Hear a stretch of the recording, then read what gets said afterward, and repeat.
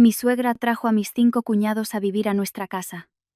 Mi marido, con un sueldo de 900 euros, declaró que él solo mantendría a toda la familia. Yo solté una risa sarcástica y me marché.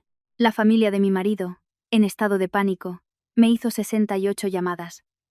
Aquella tarde la recuerdo con total claridad. Acababa de salir del trabajo, con la cabeza todavía dándome vueltas después de un día entero persiguiendo objetivos de ventas en el supermercado. Hacía un sol abrasador, y estaba agotada.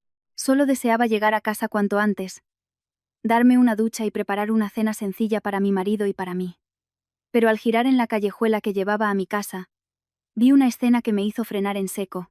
Delante de mi puerta había 2 furgonetas de mudanza aparcadas. Estaban cargadas hasta los topes de bultos, un armario de madera, ollas y sartenes, ventiladores e incluso varios sacos de ropa. Los mozos de la mudanza se afanaban en llevar cada objeto al interior del patio.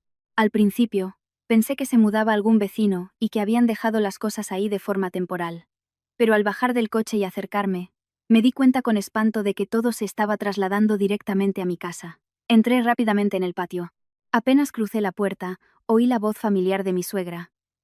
Remedios, resonando con la autoridad de quien dirige una gran obra. Ese armario al cuarto del fondo, no lo dejéis en el patio. Y esa olla eléctrica, a la cocina, ponedla cerca de los fuegos, para que sea más cómodo cocinar. Me quedé paralizada durante unos segundos, sin entender qué estaba pasando. En ese momento, mi patio estaba abarrotado de gente. Además de mi suegra, estaban mis 5 cuñados pululando por allí. Ismael, el mayor, que llevaba más de un año en el paro, estaba sentado cómodamente en una silla de plástico, navegando por internet con el móvil. A su lado, Nerea, mi cuñada, que se había divorciado hacía unos meses, observaba la escena con su hijo pequeño en brazos. Óscar, el que estaba en el último año de universidad, ayudaba a cargar unas cajas. Rubén, que acababa de dejar su trabajo en un taller textil, fumaba un cigarrillo en el patio. Y Héctor, el más joven, que estaba aprendiendo mecánica, corría de un lado a otro, ayudando con entusiasmo. Al ver aquella escena, se me cayó el alma a los pies. Me acerqué a mi suegra, intentando mantener la calma en mi voz. Mamá, ¿por qué estáis trayendo todas estas cosas aquí?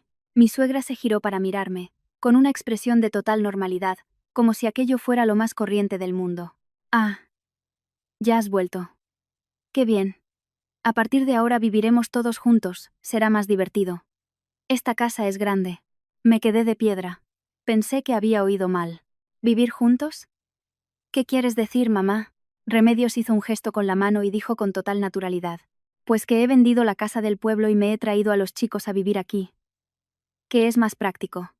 Así los hermanos estáis cerca, y os podéis ayudar. Miré a mi alrededor. En el salón ya había un desorden de muebles y objetos, el pasillo estaba lleno de maletas y cajas, y varias chanclas desconocidas yacían esparcidas por la entrada. Aquella casa era la casa por la que tuve que pedir una hipoteca al banco, pagando una cuota cada mes durante años para poder comprarla. Me giré para buscar a mi marido, Félix, con la esperanza de que dijera algo, pero al verle, un escalofrío me recorrió el cuerpo. Félix estaba apoyado en la pared, con los brazos cruzados y una expresión impasible, como si todo aquello hubiera sido planeado de antemano. Me acerqué a él y le miré directamente a los ojos. Félix, ¿qué significa esto? Él levantó la barbilla, con un tono ligeramente molesto. No te pongas así, mujer. Es mi familia. Sigo sin entenderlo. ¿Cómo vamos a vivir todos aquí?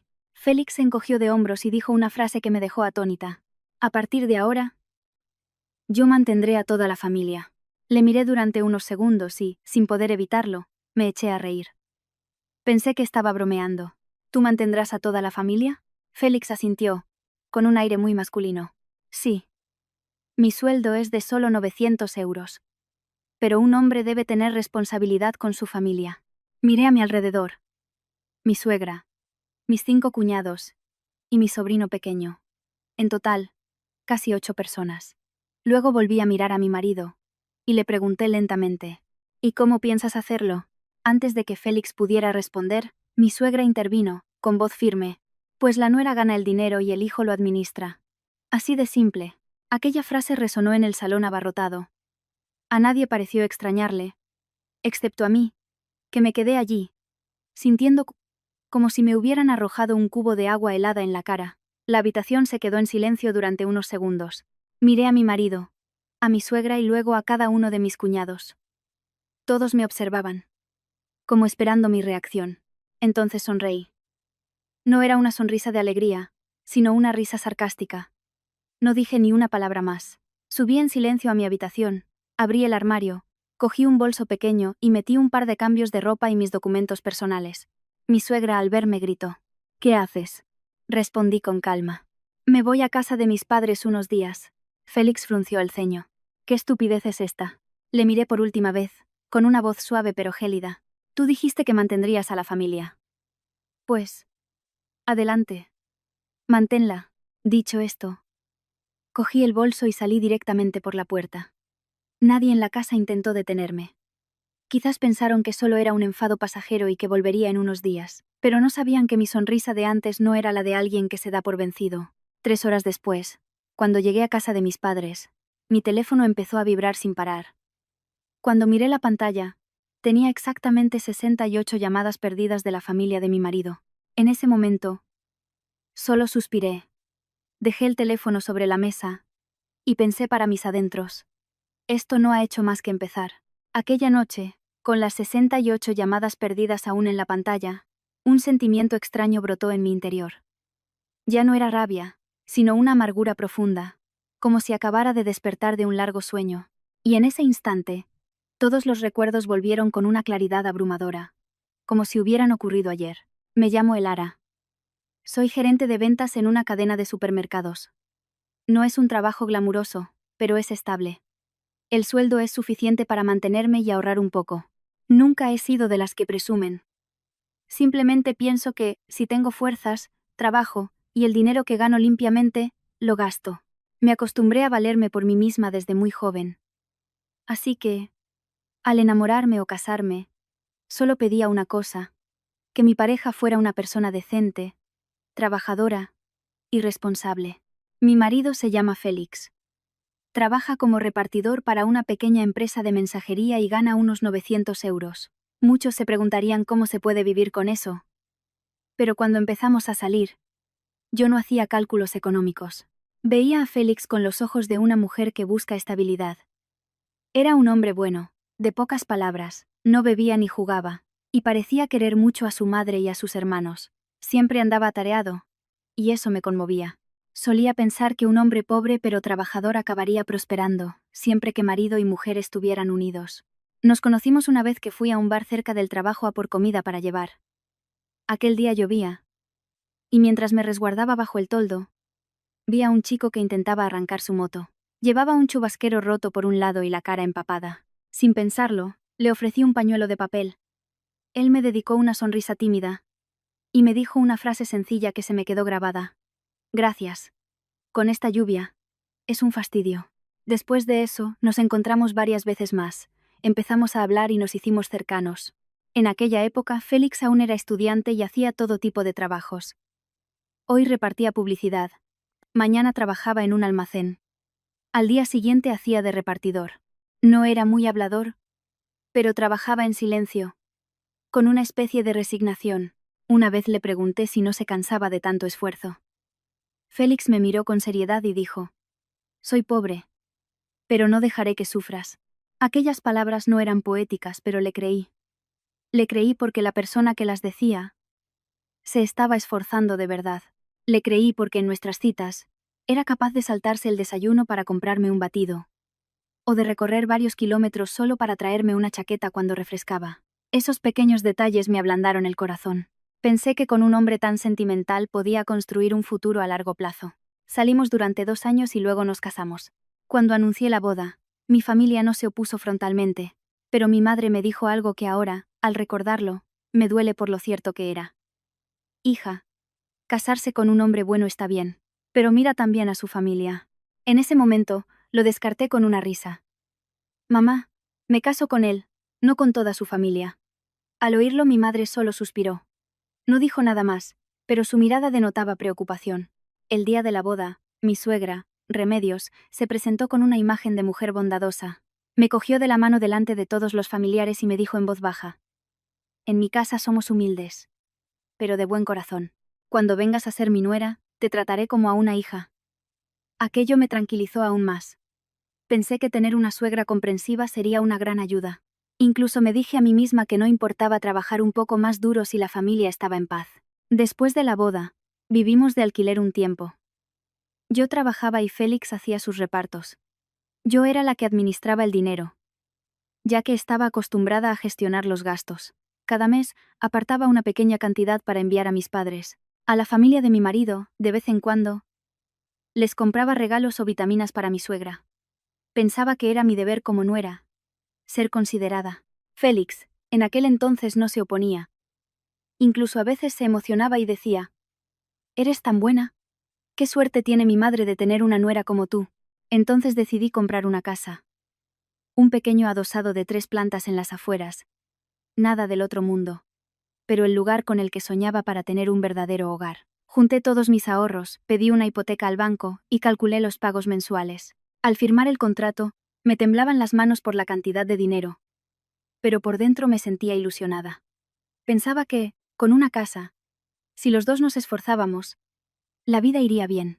Incluso me imaginaba los fines de semana limpiando juntos, plantando algunas macetas, cenando y viendo la tele por la noche, cosas sencillas, pero que anhelaba. Los primeros meses de matrimonio fueron realmente tranquilos. Félix trabajaba con regularidad, y al volver a casa me ayudaba con algunas tareas. A veces fregaba los platos o limpiaba el suelo. No era romántico, pero tampoco desatento. Yo me encargaba de la economía principal y él de los asuntos de fuera de casa. En aquel entonces, si solo mirabas la superficie, era el hogar con el que muchos sueñan, sin lujos, pero en paz. Sin mucho dinero, pero sin deudas. Solo había una cosa. Durante las comidas, Félix solía hablar de su madre y sus hermanos con un tono especial. Contaba lo duro que lo había pasado su madre, lo difícil que era la vida para sus hermanos, y luego suspiraba. Soy el hermano mayor. No puedo abandonarles. Cada vez que lo hacía, yo respondía con suavidad. Lo sé, pero hay que ayudar dentro de nuestras posibilidades. También tenemos que pensar en nuestra propia vida. Félix asentía y decía: sí. Pero en su mirada había algo que le preocupaba. Yo no sabía que esa preocupación se convertiría en una soga al cuello. No sabía que la paz inicial era solo una fina capa superficial. Y tampoco imaginaba que la tormenta de mi matrimonio no vendría del trabajo ni del dinero, sino de la propia familia de mi marido. De esas cosas que parecían tan sentimentales. Pero, como ya he dicho, esa tranquilidad era muy frágil. Era como una fina capa de cristal sobre un fuego. Parecía estable. Pero bastaba una ráfaga de viento para que se rompiera. Y esa ráfaga de viento vino de mi suegra. Unos 3 meses después de la boda, mi suegra empezó a visitarnos con más frecuencia. Al principio decía que venía a ver a su nuera, a la pareja de recién casados, lo cual parecía razonable. Traía algunas cosas del pueblo. Unas verduras, huevos de corral, a veces una botella de aceite casero. Yo pensaba que, si mi suegra me apreciaba, yo debía corresponder. Incluso me levantaba temprano para prepararle el desayuno y servirle un té, intentando cumplir con mi papel para mantener la paz familiar. Pero las visitas, que al principio eran de unos días, poco a poco se convirtieron en semanas enteras.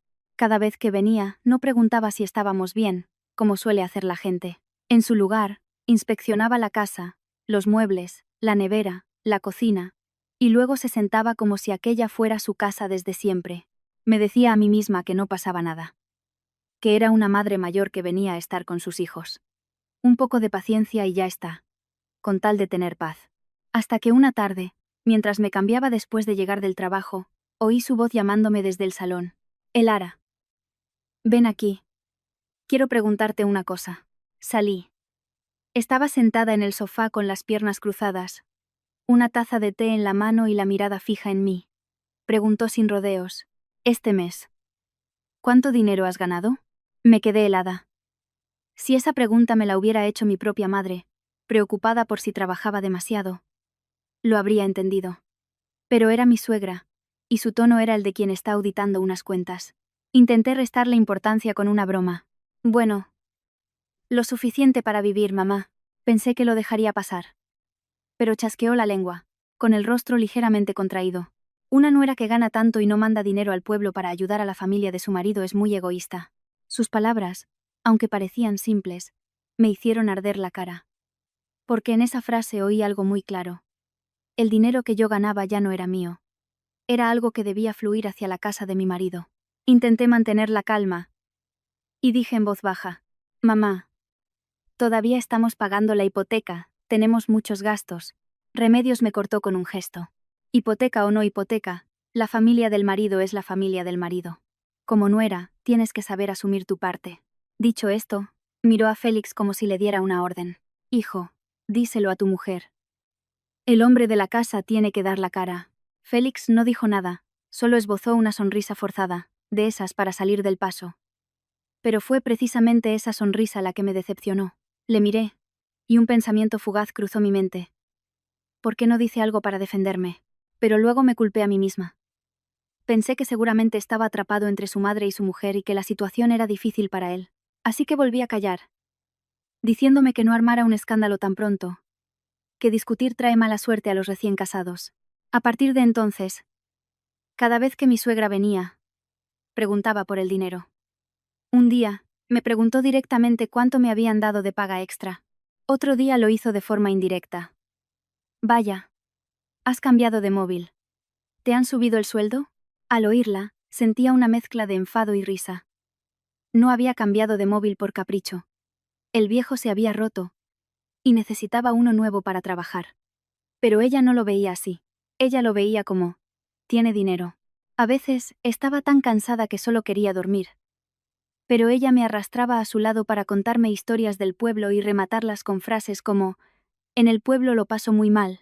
Tus cuñados tienen muchas necesidades. Tu cuñado Ismael ha vuelto a quedarse en el paro». Escucharla me oprimía el corazón. Soy una mujer, y me compadezco de quien lo pasa mal. Pero compadecerse no significa dejar que te traten como a un cajero automático. Y un día, como si todo estuviera planeado, mi cuñado Ismael llamó a Félix. Yo estaba en la cocina, y oí a Félix hablar en voz baja, pero lo suficiente para enterarme.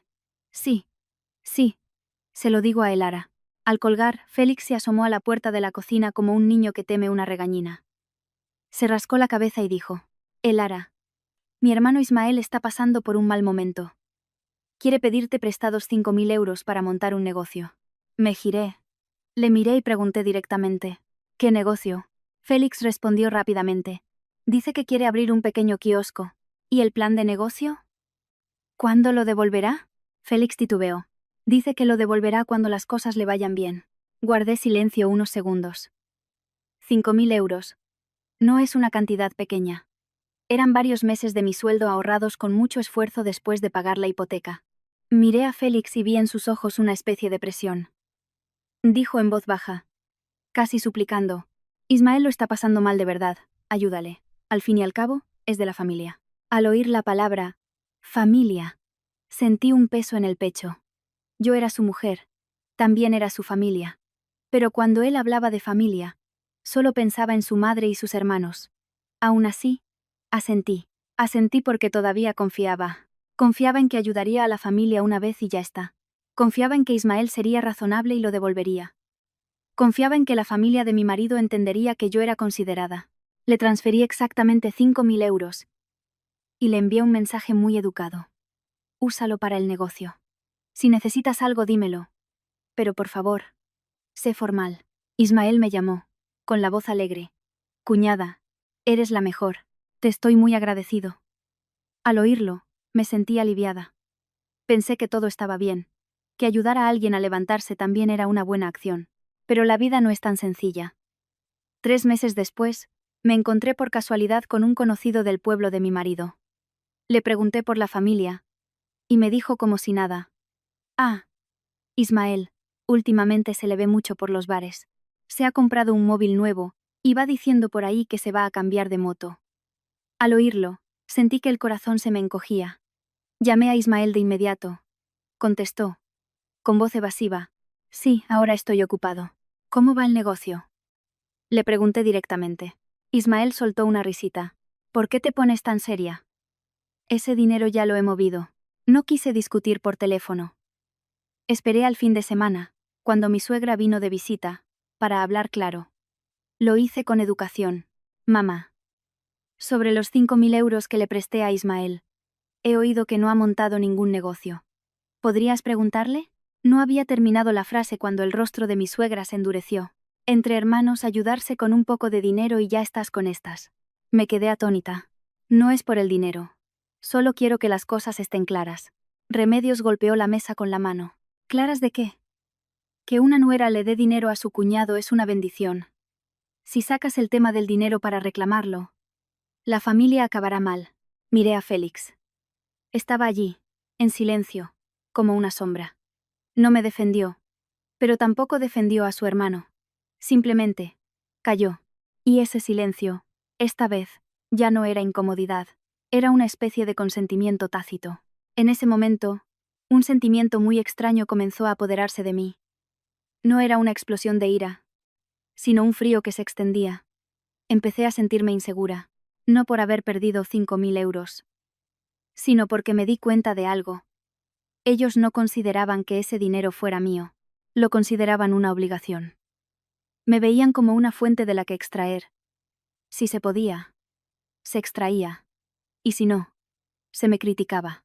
Aún así, intenté consolarme, como la gente que se autoengaña para vivir en paz. Seguro que es una tontería. Seguro que mi suegra estaba enfadada. Seguro que Ismael lo devolverá. Me lo repetí a mí misma. Aunque en mi interior sentía como si una pequeña piedra acabara de caer, anunciando que la calma del lago estaba a punto de terminar. Después de aquello, empecé a prestar más atención. No es que me volviera desconfiada, sino que una sensación de alerta se instaló en mí, como la de alguien que se ha quemado con agua hirviendo y se estremece solo con ver el vapor. Seguí intentando mantener la armonía, pensando que con la familia política era mejor ceder. Pero es cierto que cuanto más cedes, más abusan. No había pasado ni medio mes desde el incidente con Ismael cuando, estando en el supermercado revisando el inventario, el teléfono empezó a sonar insistentemente. Era Nerea, mi cuñada. Contesté, y antes de que pudiera decir nada, al otro lado de la línea se oyeron sollozos y una voz entrecortada. Cuñada, qué desgracia la mía. No sé a quién recurrir. Me asusté y le pregunté rápidamente. ¿Qué pasa? Cálmate y cuéntamelo. Nerea, entre lágrimas, me contó que, tras el divorcio, había vuelto al pueblo con su hijo, y se había quedado unos días en casa de su madre, pero que la familia materna la criticaba. Quería irse a la ciudad a alquilar un piso y volver a trabajar. Pero no tenía dinero para la fianza, ni para la leche del niño. Y la última frase fue la que reveló la verdad. Cuñada, ¿podrías prestarme algo de dinero para el alquiler? Me quedé allí, en medio del almacén, con un nudo en la garganta. Me daba pena el niño, y también la situación de una mujer que sale de un matrimonio con un hijo a cuestas. ¿Cuánto necesitas? Le pregunté. Nerea respondió en voz baja, como si temiera mi rechazo. Solo 3.000. 3.000 euros. 3.000 euros. Al oírlo, sentí una mezcla de compasión y escalofríos, porque no era una cantidad pequeña. Pero la forma en que Nerea lloraba, la forma en que me llamaba cuñada con tanta desesperación, me ablandó de nuevo. Está bien. Te los transferiré. Pero tienes que buscar la forma de salir adelante. No puedes depender siempre de los demás. Nerea solo tú. Ay, cuñada, eres la salvadora de mi hijo y mía. Le transferí los 3.000 euros, no sin antes advertirle. Guarda el mensaje. Cuando puedas, me lo vas devolviendo poco a poco, sin prisa. En ese momento, de verdad pensé que estaba haciendo lo correcto. Algo bueno. Pero lo amargo de la vida es que, a veces, tu buena fe se convierte en algo que otros pueden explotar. Poco tiempo después, me llamó Rubén, otro de mis cuñados. Su voz siempre tenía un tono entre halagador y confianzudo. Cuñada, estoy pensando en ir a la ciudad a buscarme la vida. El pueblo es un aburrimiento, no hay futuro. Antes de que pudiera responder añadió, te pido quedarme en tu casa solo unas semanas. En cuanto encuentre trabajo, me busco un piso. Dudé un poco. Sabía que mi casa no era grande. Era perfecta para dos. Pero unas semanas no parecía demasiado. Y si me negaba, temía que me tacharan de egoísta. Me giré y le pregunté a Félix. ¿Qué te parece? Félix respondió como si ya lo tuviera preparado. Déjale que se quede. Es mi hermano. Suspiré. Quedarse está bien. Pero tiene que haber unas normas claras. No puede tratar nuestra casa como una pensión. Félix asintió, pero vi en su mirada una ligereza que me indicó que no le daba ninguna importancia. Rubén llegó, y con él una maleta y un altavoz para escuchar música, que ponía a todo volumen por las noches. Cuando le llamaba la atención, se reía. Perdona, cuñada. Se me olvida. El primer día salió a buscar trabajo. El segundo dijo que estaba cansado. El tercero se quedó en casa durmiendo hasta mediodía. Por la tarde, se iba un rato al bar y volvía. ¿Por qué no buscas trabajo? Le pregunté. Rubén respondió con total descaro. ¿Buscar qué, cuñada? Ahora está todo muy difícil. Estoy esperando a que Ismael me consiga algo. Que Ismael le consiga algo. El mismo que me debía 5.000 euros. Al oírlo, la sangre me empezó a hervir. Pero me lo tragué. Y a partir de ahí, mi casa dejó de ser el hogar de una pareja. Se convirtió en una estación de paso. Quien quería venir, venía. Quien quería quedarse, se quedaba. Un día, mi suegra venía a cuidar de su nieto. Otro, Nerea venía a cambiar de aires. Otro, Héctor, que estaba aprendiendo un oficio, quería buscar trabajo cerca. Cada vez que llegaba alguien nuevo, los gastos aumentaban. La factura de la luz, y el agua, la comida, la nevera, que acababa de llenar por la mañana, estaba medio vacía por la tarde. Si llegaba tarde del trabajo, me recibían con frases como: «Cuñada, no queda arroz». O: «Cuñada, ¿puedes transferirme algo para la leche del niño?». Una noche, justo cuando me metía en la cama, mi suegra gritó desde abajo: «Elara, me apetece sopa de picadillo. Mañana compra pollo, ¿vale?». Empecé a darme cuenta de algo muy claro. Todos los gastos de la casa recaían sobre mí. La hipoteca, la luz, el agua, la comida. Casi todo lo pagaba yo. Mientras tanto, Félix se sentía cada vez más cómodo. Volvía del trabajo y al ver la casa llena no se molestaba. Al contrario, adoptaba un aire de patriarca. Una vez, mientras tomaba un té con su madre, dijo una frase que se me quedó grabada. «Ella es buena ganando dinero. Puede con todo». Lo dijo con una sonrisa, como si fuera un cumplido, pero para mí, fue como si me pusieran un sello en la frente. Tú pagas. No soy una persona tacaña. Estoy dispuesta a compartir si alguien lo necesita de verdad y es considerado. Pero esa forma de dar por sentado mi dinero, de tratar mi esfuerzo como una obligación, me agotaba y me entristecía. Una noche, mientras calculaba los pagos de la hipoteca y los gastos de la casa, quise saber qué pensaba Félix de verdad. Le pregunté con ligereza, como si fuera una conversación sin importancia. ¿Y si algún día dejo de trabajar, qué pasaría? Félix levantó la vista y sonrió con confianza. Si tú lo dejas, te mantengo yo. Le miré y le pregunté de nuevo. ¿Con un sueldo de 900 euros? Félix frunció el ceño. No me subestimes. Soy un hombre. No respondí. Solo le miré a los ojos y asentí, como para dar por zanjado el tema. En ese momento, pensé que solo lo decía por decir, para mantener su orgullo. Pero ahora, al recordarlo, entiendo que era una premonición. Porque a partir de esa frase, Félix empezó a comportarse como si él fuera quien tomaba las decisiones en la casa que yo pagaba céntimo a céntimo. Hablaba más de dinero con su madre, planeaba traer a sus hermanos para que se ayudaran entre ellos. Mencionaba más la palabra familia. Pero curiosamente, en esa palabra yo siempre quedaba al margen. Y lo más aterrador es que mi suegra siempre estaba detrás, apoyándolo en todo. Cada vez que yo intentaba dar mi opinión, ella me acusaba. Que no era más egoísta. Qué calculadora. En esta familia tenemos que apoyarnos. Repetía esa frase tantas veces que, para mí, ya no sonaba a afecto, sino a una cadena que me ataba al papel de dar, aguantar y cargar con todo. Había noches en las que, acostada junto a mi marido, no podía dormir. Oía las risas y las conversaciones en la casa, el ruido de las zapatillas, la televisión a todo volumen, el sonido de las ollas, y de repente sentía miedo. Miedo de que un día no tuviera fuerzas para seguir cargando con todo. Y no imaginaba que las cosas aún no habían tocado fondo, porque justo cuando empezaba a sentirme agotada, ellos ya estaban preparando en secreto un movimiento aún más descarado para acorralarme. Los días siguientes, vivía en un estado muy extraño. Por fuera, seguía yendo a trabajar, sonriendo a mis compañeros, encargándome de las comidas en casa. Pero por dentro, sentía que estaba de pie sobre una tabla de madera podrida. Con que alguien saltara un poco fuerte, me caería en cualquier momento. Y ese alguien que saltó fue, precisamente, mi suegra. Aproximadamente una semana antes del día en que vi las dos furgonetas aparcadas frente a mi puerta, empecé a notar a Félix diferente. Ya no estaba tan despreocupado como antes. A menudo cogía el teléfono y se iba al balcón a hablar durante mucho tiempo. Cuando volvía, tenía una expresión entre pensativa y tensa. Un día, mientras yo fregaba los platos, le oí decir vagamente: «Sí, lo entiendo.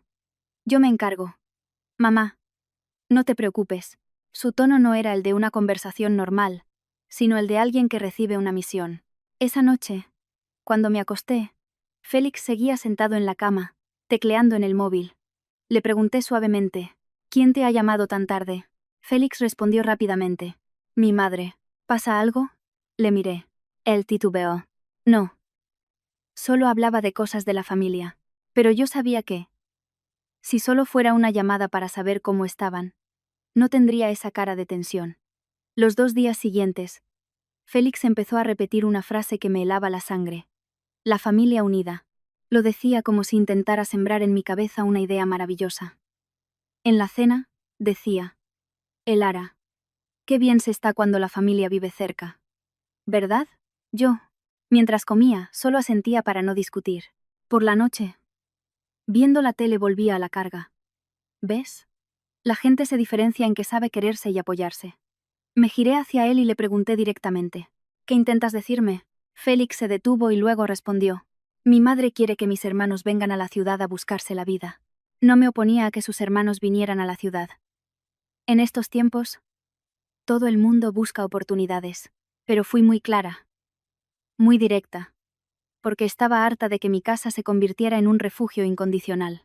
Si vienen, que se alquilen un piso. Pueden quedarse unos días para buscar trabajo, pero no pueden quedarse mucho tiempo. Esta es nuestra casa, la de los dos». Félix se quedó en silencio. No asintió ni discutió. Ese silencio me molestó más que una negativa, porque era como si ya lo hubiera decidido y solo estuviera esperando el momento de decirlo. Empecé a sentir una verdadera inquietud. Recordé el consejo de mi madre, las veces que mi suegra me preguntaba por el sueldo, el dinero que Ismael nunca devolvió, los lloros de Nerea pidiendo un préstamo, las semanas que Rubén se quedó sin hacer nada. Me dije a mí misma que, si sus hermanos venían, tenía que haber límites, que no podía permitir que todo se desbordara como una inundación. Pero justo cuando estaba buscando la forma de hablar claro con mi marido, ocurrió algo que me hizo comprender que los había subestimado. Un mediodía, mientras estaba en el supermercado, recibí una llamada de un pariente de la familia de mi marido. Me dijo, como si nada: «Oye, Elara, ¿es verdad que tu suegra ha vendido la casa del pueblo?». Me quedé de piedra. «¿Qué casa ha vendido?». «Pues la casa donde vivía». «Ya la ha vendido. Dicen que se va a vivir con sus hijos, que es más cómodo». Me quedé paralizada en medio del pasillo. En mi cabeza solo había un pensamiento: imposible. Mi suegra vendiendo la casa. Si la vende, ¿dónde va a vivir? ¿A dónde se va? Llamé a Félix de inmediato. Contestó, con voz evasiva: «Sí, la ha vendido». «¿Por qué no me lo has dicho?». Le pregunté con dureza. Félix guardó silencio un momento y luego respondió: «¿Para qué? ¿Para que te enfadaras? La ha vendido para estar aquí y cuidar de sus hijos». Al oír eso, un escalofrío me recorrió la espalda. Cuidar de sus hijos. Nosotros no teníamos hijos. Félix y yo aún no éramos padres. Entonces, ¿quiénes eran esos hijos? Mis 5 cuñados y el hijo de Nerea. De repente lo entendí todo. Ellos no veían esta casa como nuestro hogar. La veían como el lugar al que toda la familia debía acudir. Esa noche esperé a que Félix volviera y se lo dije sin rodeos. «Escúchame bien. En esta casa no caben 6 personas más. Yo no puedo mantenerlos. No tengo la obligación de mantener a toda tu familia». Pensé que Félix lo entendería, o que al menos lo discutiríamos. Pero no. De repente, se enfadó. Un enfado de hombre al que le han tocado el orgullo. «Ya está bien de ser tan egoísta. Soy un hombre. Tengo que cuidar de mi familia». Le miré, y aunque mi voz era calmada, por dentro sentí que algo se rompía. «¿Qué familia?». No le pregunté para discutir, sino para oír la verdad de su propia boca. Félix respondió con total naturalidad: con firmeza. Mi madre y mis hermanos. Esas 4 palabras fueron como una puñalada. No me hicieron gritar ni llorar en el acto. Me dejaron en silencio, porque de repente comprendí una verdad que hasta entonces había intentado evitar. Para él, yo nunca había sido su verdadera familia. Solo era la que podía pagar las facturas. La que ganaba bien. La que estaba al margen. A la que se llamaba cuando había que cargar con algo. Pero a la hora de repartir afecto y responsabilidad, su prioridad eran su madre y sus hermanos. Esa noche, me acosté dándole la espalda. Oía su respiración fuerte, como si aún estuviera enfadado. Yo, mientras tanto, miraba al techo con los ojos abiertos, sintiendo un vacío total. Empecé a pensar, si las cosas empeoraban, ¿qué debía hacer para protegerme? No quería divorciarme. Tampoco quería convertir mi casa en un campo de batalla. Pero mucho menos quería vivir una vida en la que cada mes trabajaba para traer dinero a casa y mantener a una gran familia en la que nadie me valoraba. Y entonces, solo unos días después, ocurrió lo que más temía. Aquella tarde, al volver del trabajo, al girar en la callejuela, vi las 2 furgonetas frente a la puerta. Los muebles apilados, los mozos entrando y saliendo como si nada. Mi suegra, en medio del patio dando órdenes. Mis 5 cuñados, presentes. Y Félix, de brazos cruzados, como alguien que acaba de culminar un plan. En ese preciso instante, lo entendí todo. Las largas llamadas de los días anteriores no eran para saber cómo estaban. La familia unida. No eran palabras al viento. Y la venta de la casa del pueblo no fue una casualidad. Todo era un plan. Una estrategia calculada. Vender la casa para no tener vuelta atrás. Traer a toda la prole para cargar el peso sobre mis hombros. Y usar la labia y el nombre de la familia para obligarme a aceptarlo. Me quedé allí, en medio de mi propia casa, viendo cómo trasladaban sus cosas como si fuera su hogar. Y por primera vez en mi vida de casada, vi algo con total claridad. Si no era tajante, mi vida a partir de entonces se reduciría a 2 palabras. Cargar y aguantar. Y en ese preciso instante cambié. Llegué a casa de mis padres cuando ya había oscurecido. Apenas dejé el bolso en el suelo, sin haber bebido ni un sorbo de agua, el teléfono empezó a vibrar como un loco. La pantalla parpadeaba sin cesar. El nombre de Félix. Luego el de mi suegra. Luego Ismael. Nerea. Rubén. Parecía que toda la familia de mi marido se turnaba para llamarme, sin darme un respiro. Miré la lista de llamadas y de repente me dio la risa. Cuando estaba en casa, me trataban como a una extraña. Ahora que había salido por la puerta, entraban en pánico como si hubieran perdido algo importante. No contesté. Solo envié un mensaje, tan corto que resultaba frío. Mañana hablamos. Mi madre, que estaba en la cocina, oyó el timbre incesante del teléfono y salió. Con solo mirarme a la cara, supo que algo pasaba. ¿Qué te ha hecho?, preguntó en voz baja, con una mezcla de preocupación y enfado. Me senté, me quité los zapatos, solté un largo suspiro y esbocé una sonrisa amarga. Ha traído a toda su tropa para ocupar mi casa, mamá. Mi madre se quedó paralizada, con el paño de cocina aún en la mano y los labios apretados. No gritó, pero su silencio fue más pesado que cualquier regañina. Solo dijo una frase. Lentamente. Ya te lo advertí. Agaché la cabeza, sin discutir, porque era verdad. Me lo había advertido. Solo que yo me había empeñado en creer en algo bonito. Justo cuando iba a apagar el teléfono para que dejara de sonar, apareció un mensaje de Nerea. Una sola línea, pero el sarcasmo era evidente. Pues vete para siempre. A partir de ahora esta casa estará llena de alegría. No te necesitamos. Al leerlo, me tembló ligeramente la mano. No de miedo, sino al darme cuenta de la verdadera cara de la gente. El día anterior me llamaba Salvadora entre lágrimas, y hoy me apartaba como si fuera un mueble viejo. No respondí, solo hice una captura de pantalla y la guardé en una carpeta. En ese momento, empecé a pensar de otra manera. Ya no pensaba en ceder por la paz. Pensaba en guardar pruebas. El teléfono volvió a sonar. Lo puse boca abajo sobre la mesa, pero en ese instante, apareció una notificación extraña de la aplicación de gestión de las facturas de la luz y el agua de mi casa. La contraseña de la cuenta ha sido cambiada. Me sobresalté. El corazón me dio un vuelco, como si alguien me hubiera golpeado en el pecho. Intenté entrar, pero no pude. Contraseña incorrecta. Miré la pantalla oscurecerse. Y luego miré a mi madre. Ella también me miraba. Su expresión empezaba a comprender que el problema ya no era una simple discusión. Era que estaban, paso a paso, tomando el control de la casa. Se me heló la sangre. En mi cabeza resonó una única frase. Han empezado. No a vivir juntos, sino a tomar el poder. A tomarlo en silencio, poco a poco, para que cuando me diera cuenta, fuera demasiado tarde. Me levanté de un salto. Mi primer instinto fue volver corriendo a casa.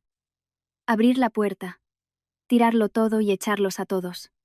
Pero mi madre me sujetó del brazo. Con voz firme, ya es de noche. No vayas sola. Si vuelves ahora, les darás justo lo que quieren. Quieren que pierdas los nervios para tener una excusa. Me mordí el labio. Mi madre tenía razón. La gente que juega sucio siempre espera que el otro pierda la calma primero. Respiré hondo, intentando que mi corazón latiera más despacio. Sabía que, si perdía el control, perdería desde el principio. Necesitaba saber qué estaban haciendo en la casa. Así que llamé a Teresa, mi vecina de al lado, con la que tenía buena relación. Teresa contestó rápidamente, en voz baja, como si temiera que la oyeran. Elara. Madre mía, Elara. Tu casa es un caos. Dime qué pasa, por favor. ¿Qué están haciendo? Le urgí. Teresa habló deprisa, con la voz temblorosa. Tu suegra ha llamado a un cerrajero para cambiar la cerradura de la puerta. He visto al hombre con las herramientas. Y tus cuñados están ahí, dando órdenes como si fueran los dueños. Al oír la palabra cambiar la cerradura, se me nubló la vista. ¿Cambiar la cerradura? Eso significaba que querían dejarme sin llave, que me estaban excluyendo de mi propia casa. Apreté el teléfono con tanta fuerza que los nudillos se me pusieron blancos. Mi madre, al ver mi expresión, preguntó, ¿qué pasa? Están cambiando la cerradura, dije en voz baja. Mi madre respiró hondo y dijo una sola frase. Dura como el acero. Con más razón tienes que mantener la calma. No me anduve con rodeos. Llamé directamente a Félix. Esta vez necesitaba oírlo de su propia boca. Félix contestó bastante rápido, con un tono extrañamente arrogante, como si yo fuera la que había hecho algo mal. ¿Qué quieres ahora? Dije. ¿Qué estáis haciendo en casa? Félix respondió con indiferencia. Ya que te has ido mejor. Mañana vuelves y firmas unos papeles para dejar las cosas claras. Me eché a reír, pero fue una risa seca. ¿Qué papeles? Félix no dudó. Un poder notarial. Para que yo gestione la casa, que es más fácil. Con tanta gente, si cada uno dice una cosa, es un lío. Al oírlo, sentí como si me hubieran arrojado un cubo de agua helada. Así que era eso. No era una convivencia alegre. Era una toma de poder. Con papeles, con el título de marido, con un poder notarial que sonaba muy formal pero que en realidad era una forma de atarme de manos. ¿Con un sueldo de 900 euros quieres gestionar una propiedad que vale cientos de miles? Le pregunté con dureza. Félix se enfadó. No subestimes a un hombre. No grité. Solo dije una frase que le dejó en silencio unos segundos. Un hombre de verdad no convierte a su mujer en un cajero automático. Al otro lado de la línea se hizo un silencio sepulcral. Luego, Félix espetó. Habla con más respeto. Mañana volveré, respondí, tajante. Pero no firmaré nada que no entienda. Recuérdalo. Dicho esto, colgué, sin darle oportunidad de seguir. Esa noche no dormí. Me senté en la mesa de la cocina de mis padres, con la luz encendida. Saqué el teléfono y empecé a revisar todo. El contrato de la casa, el historial de pagos de la hipoteca, los mensajes del banco, los correos de confirmación de los pagos. Hice capturas de todo, lo guardé, y me lo envié a un correo electrónico nuevo, por si perdía el teléfono. También anoté en un papel las fechas de las transferencias, las cantidades y desde qué cuenta. Actué como alguien que se prepara para una batalla. No para pelear físicamente, sino para luchar con pruebas. Mi madre se despertó y al verme allí sentada se quedó un rato en silencio y luego dijo en voz baja, «Hija, ¿qué piensas hacer?» Levanté la vista y la miré. Mi voz sonaba tan tranquila que hasta yo misma me sorprendí. Voy a poner fin a esta farsa, mamá. No con lágrimas, sino con la ley y los papeles. Fuera, el viento de la noche soplaba entre los árboles. Dentro, mi teléfono volvió a vibrar unas cuantas veces más. No lo miré. Lo dejé a un lado y pensé. Mañana veremos quién es el que tiembla. A la mañana siguiente, volví a casa cuando el sol aún no pegaba fuerte. Desde la entrada de la calle, vi la puerta de mi casa cerrada a cal y canto. colgando de ella. Una cerradura nueva y reluciente. Se me encogió el corazón. Pero no dejé que el pánico me dominara. Me acerqué y probé mi llave. No encajaba. Suspiré y llamé al timbre. Sonó durante un buen rato hasta que oí el arrastrar de unas zapatillas. La pequeña ventanilla de la puerta se abrió y asomó la cara de Ismael. Al verme, entrecerró los ojos y soltó una risita burlona. Vaya, vaya. La antigua dueña viene de visita. Esta casa ya tiene nuevos dueños. Dicho esto, se rió como si hubiera dicho algo muy ingenioso. Le miré sin responder. Saqué el teléfono e hice una videollamada a mi vecina Teresa para que fuera testigo. Teresa contestó al instante y, al ver la puerta cerrada, abrió los ojos como platos. Madre mía. De verdad han cambiado la cerradura. Quédate ahí.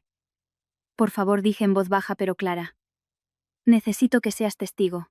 Luego, activé la grabadora de voz y me metí el teléfono en el bolsillo de la chaqueta, dejando solo el micrófono al descubierto.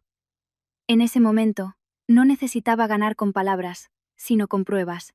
Un rato después, la puerta se abrió. Mi suegra salió primero, con el rostro impasible y una mirada cortante. Me examinó de arriba a abajo y soltó una frase como para sentenciarme. Una nuera que se va de casa a pasar la noche fuera es como si hubiera abandonado a su marido. ¿A qué vienes? Esbocé una sonrisa amarga. ¿Que me he ido, o que me han obligado a irme? Ahora lo aclararemos. Remedios no respondió. Se dio la vuelta y entró, diciendo en voz alta mientras caminaba: Entra. Si hay algo que hablar, que sea delante de toda la familia. Entré y, tal como esperaba, el salón estaba preparado como un tribunal. Remedios, sentada en el centro del sofá como la jueza.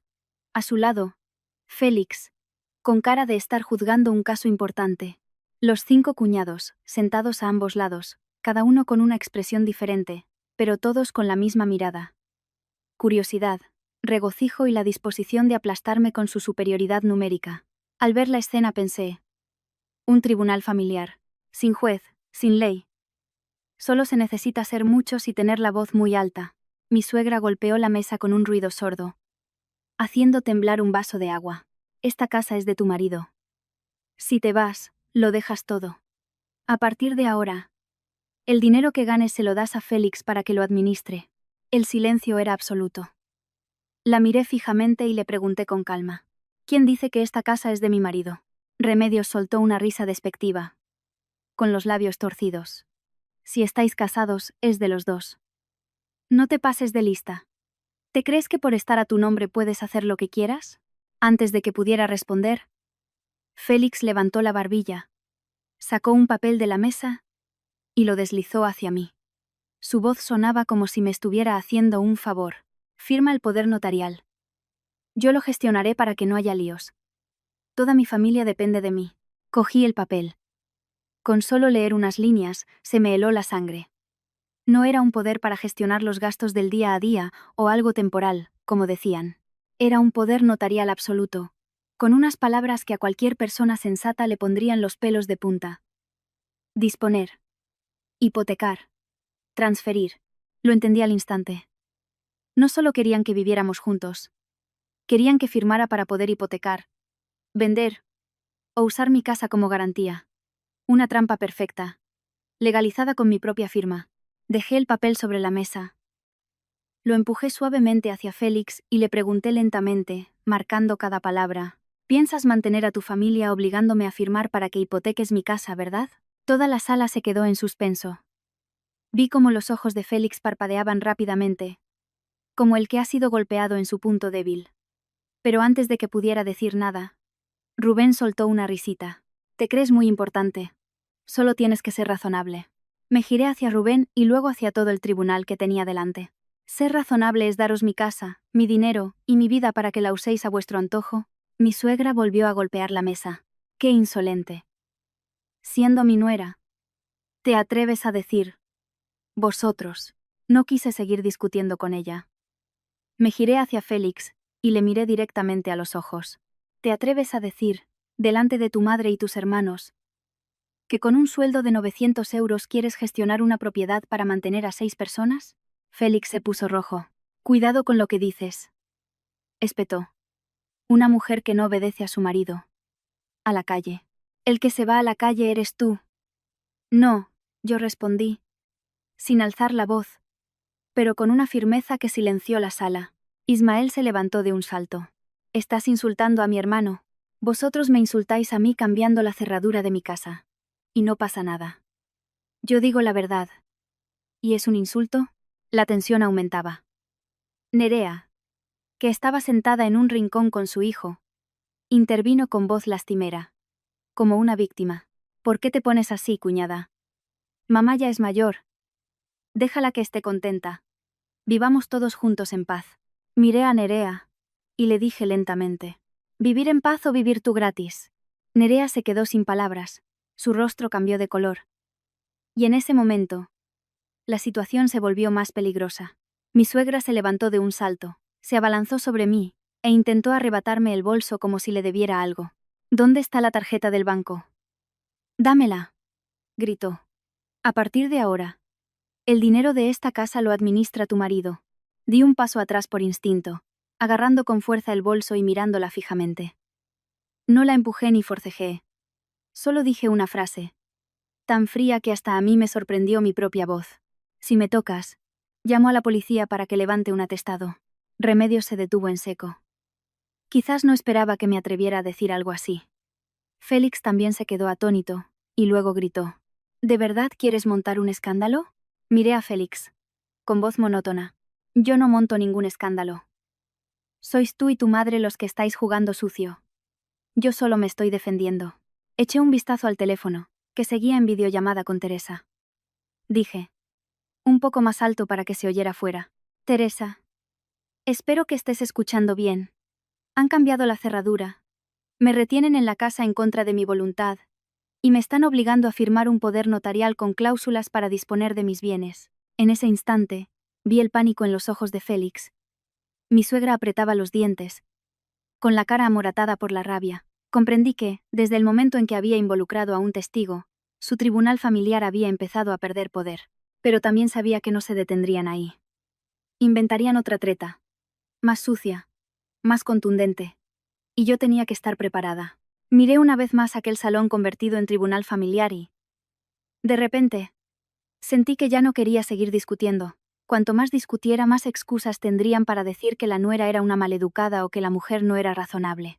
No había vuelto para ganar una batalla de gritos. Había vuelto para cortar la soga que querían ponerme al cuello con papeles. Saqué el teléfono y llamé a Sofía, una amiga abogada que conocí en un curso de formación. Puse el altavoz, delante de todos. Al verme llamar a alguien, Félix frunció el ceño. ¿Qué más estás tramando? No le respondí. Esperé a que Sofía contestara. En cuanto lo hizo, fui directa al grano. Sofía. Estoy en casa. Me están haciendo firmar un poder notarial que incluye una cláusula para disponer de mis bienes. Si firmo, pierdo mis derechos. ¿Verdad? Sofía guardó silencio un momento y luego respondió con voz firme y clara. Correcto. Es un modelo de poder de alto riesgo. Una vez firmado, pueden usarlo para hipotecar, vender o realizar cualquier otra transacción sin que la propietaria pueda reaccionar a tiempo. Si no lo tienes claro, no firmes bajo ningún concepto. El salón se quedó helado. Vi a Nerea contener la respiración. Héctor, que estaba sentado, dejó de jugar con el móvil. Mi suegra se puso pálida un instante, pero enseguida levantó la voz para negarlo. Esa está diciendo tonterías. Es normal que marido y mujer firmen papeles. ¿Qué riesgo va a haber? Aún con el altavoz puesto, le hice otra pregunta a Sofía para rematar. ¿Y si dicen que es solo para gestionar la casa o para facilitar trámites? Pero incluyen la cláusula de disposición de bienes. ¿Qué es eso? Sofía respondió al instante. Eso es un engaño. Gestionar es gestionar y disponer es disponer. Son dos cosas distintas. Colgué y dejé el teléfono sobre la mesa como si fuera una prueba irrefutable. Luego abrí la galería de fotos y busqué la imagen de la escritura de la casa que había preparado la noche anterior. No la mostré como un desafío. Simplemente deslicé el teléfono hacia Félix, señalando la línea del propietario. Mira bien quién figura como titular. Félix se inclinó. Y su rostro se puso visiblemente pálido. Le temblaron los labios, y luego me miró como si le hubiera abofeteado. Tú. ¿Por qué estás solo a tu nombre? Le miré fijamente y dije con calma. Para prevenir un día como hoy. Dicho esto, pasé a la siguiente imagen. El historial de pagos de la hipoteca. Las transferencias regulares desde mi cuenta de nómina.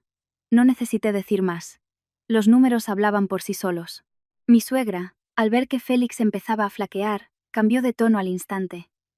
De los gritos pasó a una dulzura empalagosa. Bueno, nuera. Pues arréglalo. Añade el nombre de tu marido para que haya paz. Si solo está a tu nombre, la gente hablará. Solté una risa amarga. ¿Paso facilidad para vender? Apenas terminé la frase. Ismael se levantó de un salto. Con los ojos desorbitados. ¿Quién ha dicho nada de vender? No nos acuses. Miré a Ismael y le pregunté secamente. Si no pensáis vender ni hipotecar, ¿por qué me obligáis a firmar un papel para disponer de mis bienes? Rubén intervino, con voz rencorosa. No te pases de lista. Si no firmas, nos quedaremos aquí a la fuerza. ¿Qué vas a hacer? Aquello me hizo hervir la sangre. Pero mantuve la voz firme. Quedarse a la fuerza se llama ocupación. Y la ocupación no es un asunto de familia. En ese momento Félix intentó recuperar el control, cambiando de tono. Él hará. Somos marido y mujer. ¿Cómo puedes airear así los trapos sucios? Llamando a gente de fuera, le corté, mirándole directamente. ¿Trapos sucios o un asunto legal? Responde con claridad. La sala se quedó en silencio. Mi suegra apretó los dientes y siseó. Ah, ¿pretendes manchar el nombre de nuestra familia? Yo no mancho nada, respondí. Solo impido que me quiten lo que es mío, y encima me digan que me calle. Miré el teléfono. Que seguía en videollamada con Teresa. Fuera. Dije. Alto. Y claro, Teresa. Espero que lo oigas bien. Han cambiado la cerradura. Me retienen en contra de mi voluntad. Y me obligan a firmar un papel con cláusulas para disponer de mis bienes. Al otro lado, Teresa asintió repetidamente, con voz indignada. Lo oigo perfectamente. Soy testigo. En ese instante, decidí atacar donde más les dolía. Que la gente se enterara. Llamé al presidente de la comunidad de vecinos, explicando brevemente la situación. Han cambiado la cerradura de mi casa sin mi consentimiento. Necesito que venga alguien como testigo. No grité, no lloré, no amenacé. Simplemente seguí el procedimiento. Porque con gente que abusa de su superioridad numérica, lo que más temen es la claridad. Poco después, llegó el presidente. Al ver a un extraño entrar en el patio, Félix bajó el tono de inmediato y recurrió a la excusa de los problemas familiares. Señor, solo es una discusión de pareja. Los trapos sucios se lavan en casa. Le miré y le pregunté una vez más. Lo suficientemente alto para que todos lo oyeran. Si solo es una discusión, ¿por qué dejaste que tu madre cambiara la cerradura? Félix se quedó sin palabras. Mi suegra estaba paralizada, con una expresión de rabia y miedo. Ismael y Rubén se miraron, perdiendo su arrogancia inicial, no porque se dieran cuenta de su error, sino porque comprendieron que su táctica de intimidación se les estaba volviendo en contra. El presidente preguntó, ¿quién es el propietario de la casa? ¿Quién ordenó el cambio de cerradura? Di un paso al frente y dije con firmeza, yo soy la propietaria. Yo no ordené ningún cambio. Solicito que se deje constancia de este hecho. Mi suegra intentó intervenir. Es mi nuera. Me giré hacia ella y le dije una frase, sin alzar la voz, pero tajante. Que sea su nuera no significa que mis bienes pertenezcan a la familia de mi marido. Cuando el presidente tomó nota de todo, el ambiente en el salón se enrareció. Mi suegra ya no podía gritar. Solo me miraba fijamente, con una mezcla de rencor y odio, como si quisiera devorarme. Le devolví la mirada, comprendiendo perfectamente que hoy se habían quedado sin palabras no porque hubieran recapacitado, sino porque les había cerrado el paso. Y a gente así, cuando se le cierra un camino, solo se le ocurre una cosa: buscar otro más sucio. Guardé el teléfono, me erguí y dije una última frase para cerrar el asunto. A partir de ahora, quien quiera vivir en mi casa, tendrá que respetar mis reglas. Se acabaron las presiones para firmar, los cambios de cerradura, y el tratar mi dinero como una obligación. Luego me giré hacia Félix, con voz suave pero fría. Una vez dijiste que mantendrías a toda la familia. Pues ahora, intenta hacerlo con tu propio esfuerzo. No hipotecando la casa de tu mujer. Salí por la puerta, sin temblar. Pero sabía que esta era solo la primera ola de la tormenta. Al ver la mirada de mi suegra, comprendí que no se rendirían fácilmente.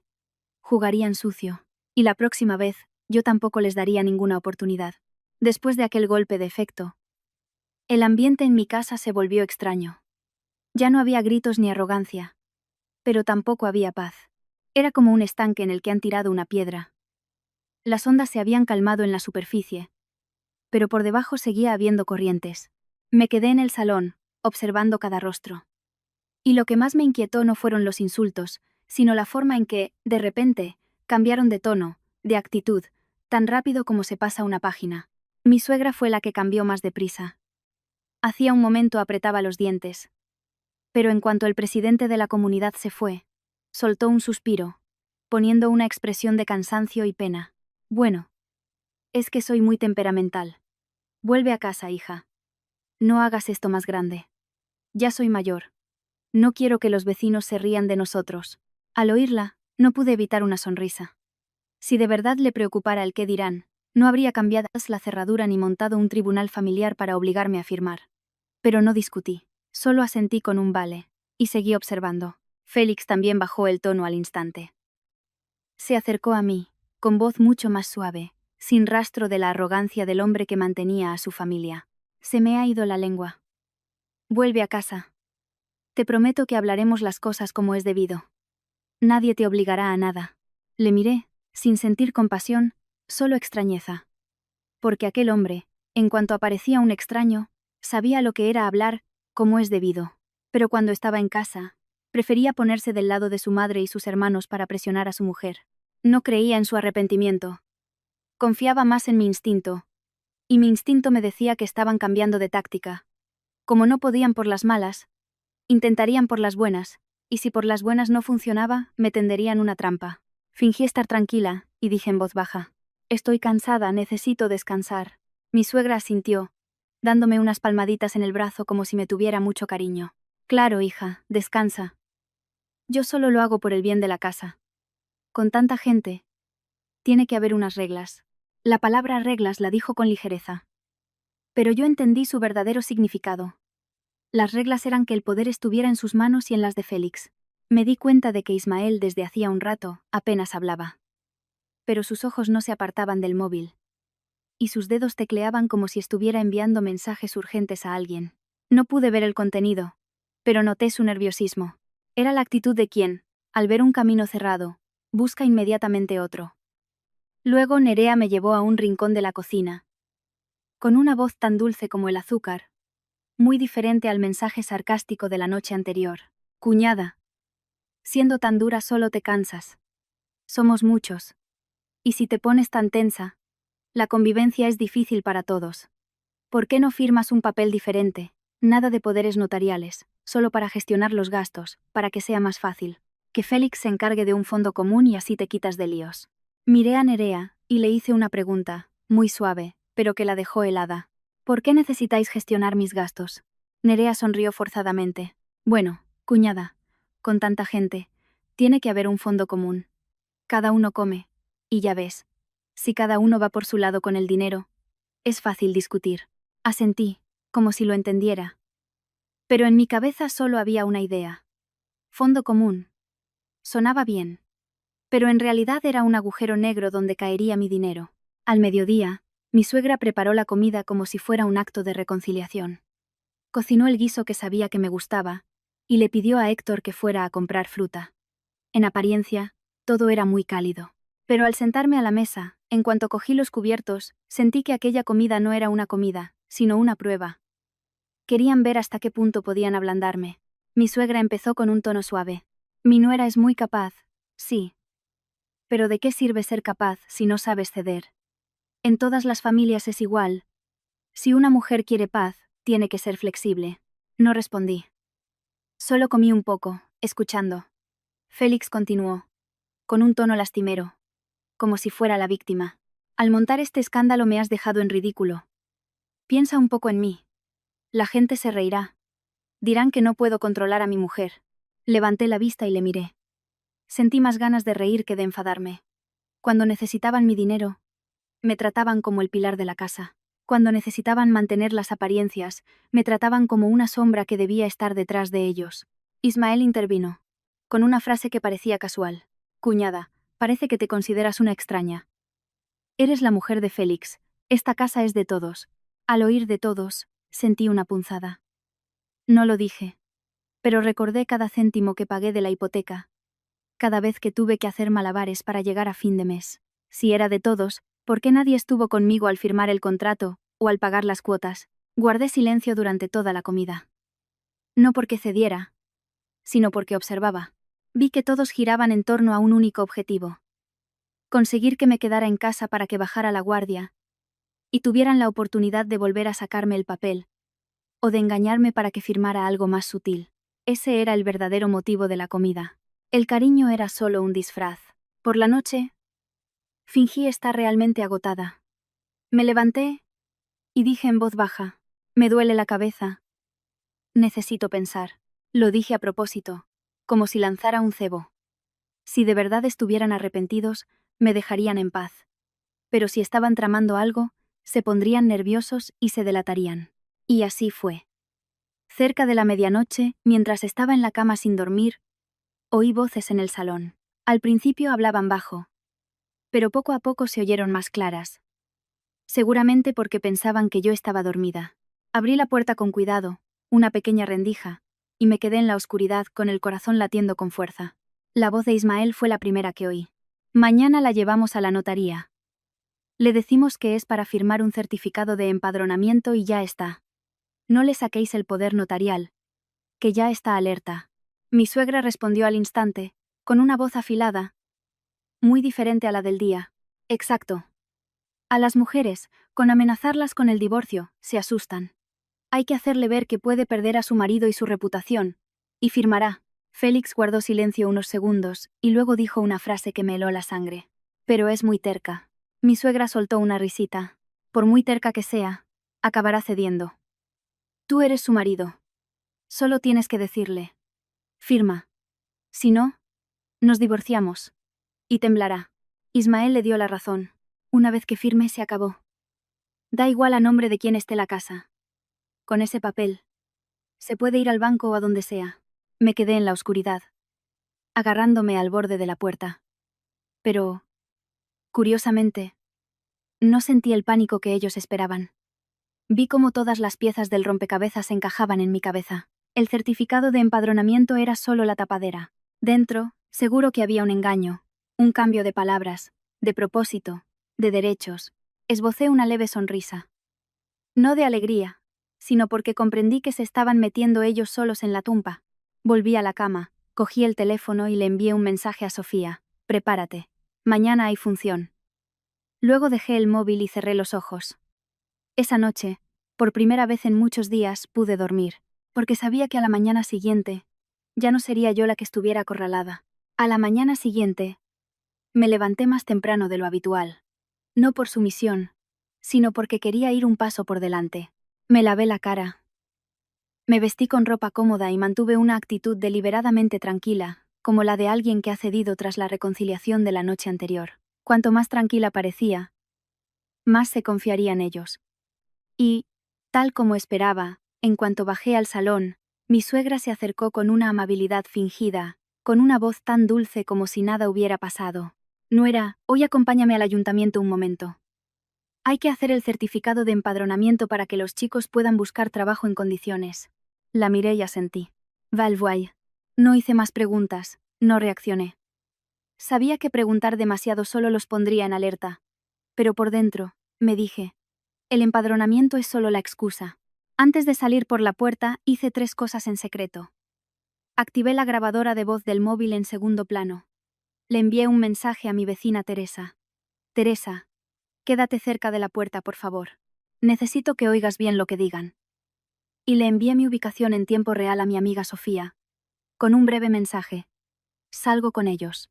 Si pasa algo, llama de inmediato. No necesitaba que Sofía viniera a rescatarme. Solo necesitaba el respaldo de alguien que conociera la ley para sentirme segura.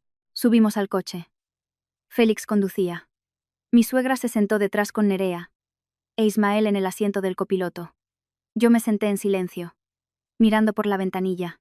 Al cabo de un rato, Félix empezó con su manipulación psicológica, con la actitud de quien se cree que tiene la sartén por el mango. Firma para que todo se calme, el Ara dijo con voz suave, como si hablara con una niña. Soy tu marido. No te haría daño. Hazlo para que haya paz en casa. No disgustes a mi madre. Me giré. Le miré directamente. Y le dije lentamente.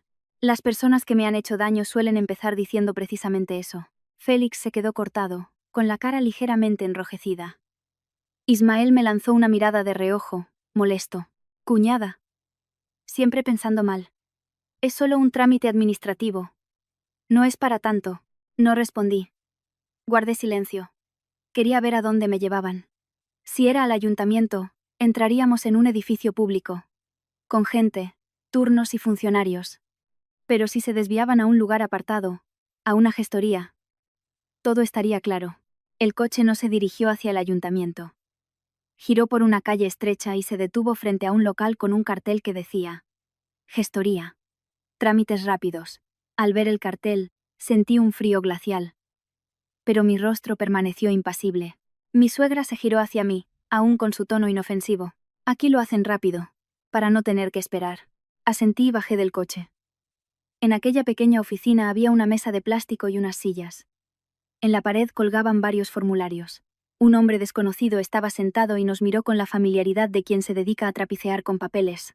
Antes de que pudiera sentarme, Ismael sacó de una carpeta un fajo de documentos y lo dejó sobre la mesa. Su voz era melosa. Y hasta forzó una sonrisa amistosa. Firma aquí. Cuñada. Es solo una confirmación. Una firma y listo. Para que los chicos tengan los papeles para buscar trabajo. Cogí los documentos. Pasé directamente a la primera página y, con solo leer una línea clave, supe a qué estaban jugando. Doy mi consentimiento para que Félix apellido me represente con plenos poderes. Me eché a reír pero no de alegría. Fue la risa de quien acaba de presenciar una estafa barata. ¿Una confirmación de este tipo? El grupo se quedó perplejo. Mi suegra cambió de tono al instante. Era esa voz chillona que solo usaba cuando estaba a punto de perder los estribos. ¿Por qué lees tanto? Los papeles son así. Firma y ya. Dejé los documentos sobre la mesa y la miré fijamente. Usted dijo que era para el empadronamiento, pero el papel dice, plenos poderes. ¿De verdad me toma por tonta? Remedios golpeó la mesa con la mano, con la cara roja de ira. Si no firmas, le contaré a toda la familia qué clase de mujer eres, que destroza a su familia. ¿Quieres que vaya pregonando por ahí que mi nuera es una insolente? Nerea se unió al instante, siguiendo el guión que yo había oído la noche anterior. ¿Crees que por tener la casa a tu nombre has ganado? ¿Podrás vivir con lo que diga la gente? En cuanto oigan que has echado a tu suegra y a tus cuñados, te despreciarán toda la vida. Me erguí en la silla. Los miré a todos y dije una frase. Suave pero dura como una roca. El qué dirán no me da miedo. ¿Lo que da miedo? Es una firma estúpida. Ismael se levantó de un salto. ¿A quién llamas estúpido? Le miré. El que obliga a otro a firmar un papel engañoso es el estúpido. Estúpido por pensar que todo el mundo es analfabeto. La tensión en la pequeña oficina era palpable. El hombre de la gestoría nos miraba, incómodo, sin querer meterse en líos. Félix, en ese momento, intentó recuperar el control. Con voz amenazante. ¿Te estás pasando? Firma y acabemos con esto. Miré a Félix y le hice una pregunta que le dejó sin respuesta. ¿Aún recuerdas que dijiste que mantendrías a toda la familia? ¿Por qué ahora lo haces con la firma de tu mujer? No discutí más. Saqué el teléfono, llamé a Sofía y puse el altavoz. Sofía contestó. Sofía. Me han traído a firmar un supuesto certificado. Pero incluye una cláusula de plenos poderes. Dime qué es esto, por favor. Sofía respondió de forma clara y concisa. Su voz resonó en la habitación. Eso es un poder notarial, no un certificado de empadronamiento. Si firmas, la persona apoderada podrá realizar numerosas transacciones con tus bienes en tu nombre. No firmes. Mi suegra se puso pálida. Pero aún así intentó discutir. Esa lo dice para separarnos. Solté una risa amarga. ¿Separarnos o salvarme de una trampa? Y en ese momento, lancé el golpe que no esperaban. Abrí el teléfono y le mostré a Félix una notificación que había recibido de la entidad gestora de mi hipoteca. Alguien había solicitado actualizar la información de contacto para la gestión del préstamo. Yo lo había bloqueado y notificado como actividad sospechosa la noche anterior. Miré a Félix directamente. Anoche alguien intentó manipular el expediente de la hipoteca de la casa. Explícamelo. El rostro de Félix se volvió blanco como el papel. tartamudeó. Yo. No sé nada. Mi suegra también balbuceó, con voz mucho más baja. ¿Quién? ¿Quién ha sido? Me recliné en la silla y sentencié con calma, para que entendieran que ya no era tan fácil de engañar. Yo aún no he hecho nada. Solo he impedido que hagáis una estupidez. ¿Quién ha sido? Lo sabéis vosotros mejor que nadie. Ismael empezó a mirar a su alrededor, rojo de ira. Nerea abrazó a su hijo, con los labios apretados. El hombre de la gestoría agitó las manos. Nervioso. Miren, los asuntos de familia, en casa. Yo aquí no hago nada más. Mi suegra se levantó e intentó tirar de mí. A casa. Vamos a hablar a casa. Aparte su mano y la miré. ¿Hablar con la ley o con gritos? Salimos de allí en un ambiente tenso como una cuerda. En el coche, nadie se atrevió a decir nada más sobre firmar. Pero yo sabía que no se detendrían. Alguien acorralado o se rinde o se vuelve más peligroso. Y a la familia de mi marido ya la conocía demasiado bien. Eran del segundo tipo. Esa noche, al acostarme, recibí un mensaje de un número desconocido. Una sola frase. Si no firmas, mandaremos gente a tu casa a liarla. Miré aquellas palabras. Mi corazón latía, pero no de miedo. Latía porque sabía que, finalmente, habían mostrado su verdadera cara. Y cuando alguien cruza esa línea, yo ya no tengo motivos para ser blanda. El mensaje anónimo de la noche anterior seguía ahí, como una mancha en la pantalla del teléfono. Si no firmas, mandaremos gente a tu casa a liarla. Lo leí varias veces, no para asustarme, sino para grabarme cada palabra. Si se atrevían a escribirlo, seguro que lo harían. Y, tal como esperaba, esa misma noche, apenas oscureció, antes de que terminara de cenar, se oyeron gritos fuera, deliberadamente altos para que todo el vecindario los oyera. Corrí la cortina y miré. Bajo la luz amarillenta de la farola, frente a mi puerta, había un grupo de 3 o 4 desconocidos. Uno fumaba, otro estaba de brazos cruzados, otro gesticulaba mientras hablaba, y en el centro, como una estrella acaparando el escenario, mi suegra. Remedios. Con las manos en las caderas y el rostro furioso, su voz agria resonó por toda la calle. Esta casa tiene una nuera sin corazón, que abandona a su marido, y ahora quiere echar a toda su familia política a la calle. Díganme si hay derecho. En cuanto terminó la frase, varias puertas de los vecinos se entreabrieron. Algunos miraban desde detrás de las rejas. Sabía que estaba jugando la carta de la opinión pública, intentando convertirme en la mala para que, por miedo, yo cediera.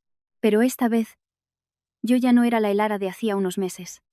No salí de inmediato. Me quedé detrás de la puerta. Activé la grabadora de voz y la cámara. Le envié un mensaje a mi vecina Teresa. Teresa, observa desde lejos. Por favor, si rompen algo, necesito tu testimonio. No quería involucrar a nadie más, pero necesitaba que un vecino fuera testigo para que al día siguiente no pudieran tergiversar los hechos.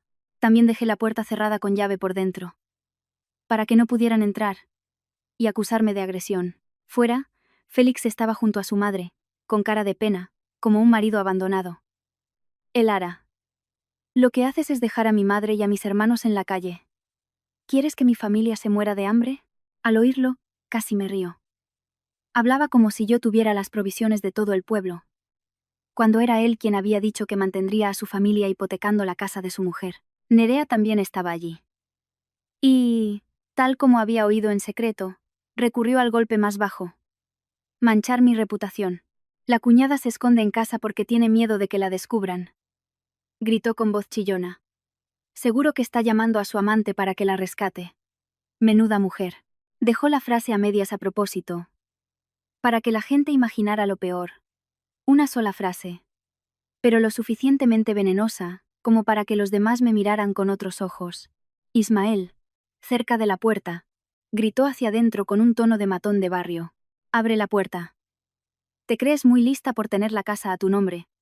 Pero a ver cómo vives con lo que diga la gente. Luego se giró hacia los desconocidos y sonrió con desdén. Se cree que por tener un poco de dinero puede tratar a todo el mundo como si fuera basura. Me quedé detrás de la puerta, con el corazón acelerado, pero la mente muy clara. Entendí que intentaban provocarme para que saliera y perdiera la calma, para poder grabarme gritando y publicarlo en algún sitio o contarlo a su manera. No les iba a dar esa oportunidad. Respiré hondo y abrí la puerta. Pero no salí del todo. Di 3 pasos. Justo hasta el umbral, lo suficiente para que la cámara grabara claramente el rostro de cada uno. Y para que los vecinos oyeran mis palabras. Miré directamente al grupo de desconocidos y luego a Ismael. Y le pregunté con total calma. ¿Quién de vosotros me ha enviado el mensaje amenazando con mandar gente a mi casa a liarla? El grupo se quedó en silencio por un momento. Quizás no esperaban una pregunta tan directa. Mi suegra reaccionó al instante, interpretando su papel. Con voz firme pero fingiendo rectitud, dijo: ¿Amenazas?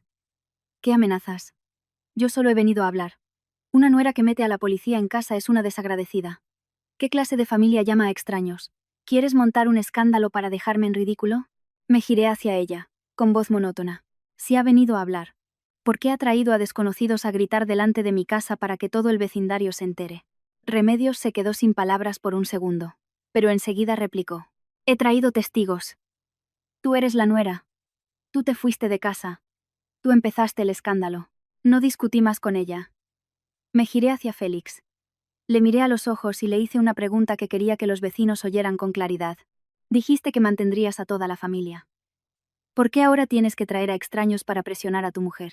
Félix se puso rojo, y como si le hubieran tocado un punto sensible, explotó. Me señaló con el dedo y gritó: ¿Te crees que por tener un poco de dinero puedes ser la reina de la casa? No le respondí con un discurso. Dije, con frialdad y claridad: No. Solo quiero ser la dueña de la propiedad que he pagado céntimo a céntimo. En cuanto terminé la frase, oí murmullos entre los vecinos. Alguien susurró: Pues es verdad. La casa la compró ella. Otro dijo en voz baja. Y encima le cambiaron la cerradura. Sabía que, creyeran a quien creyeran, al menos habían oído una parte de la verdad. Esto no era tan simple como una nuera que abandona a su marido. Ismael, al ver que el ambiente se volvía en su contra, hizo una seña a uno de los desconocidos.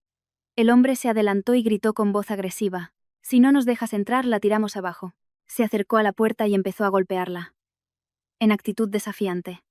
En ese momento, la antigua yo se habría asustado. Habría suplicado. Habría intentado explicarse. Pero en ese instante, sentí una calma extraña. Miré al desconocido y luego a todo el grupo, y con voz lenta pero lo suficientemente alta para que los vecinos oyeran, dije: Perfecto. Tiradla abajo. Necesito justo ese momento para que cometáis un delito. Aquella frase los dejó paralizados. Quizás estaban acostumbrados a tratar con gente que se asusta, que cede rápidamente para guardar las apariencias. Pero a mí ya no me importaba esa clase de apariencias.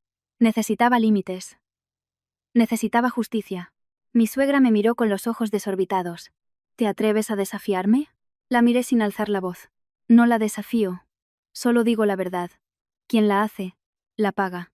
El ambiente frente a la puerta era tenso como la cuerda de un violín.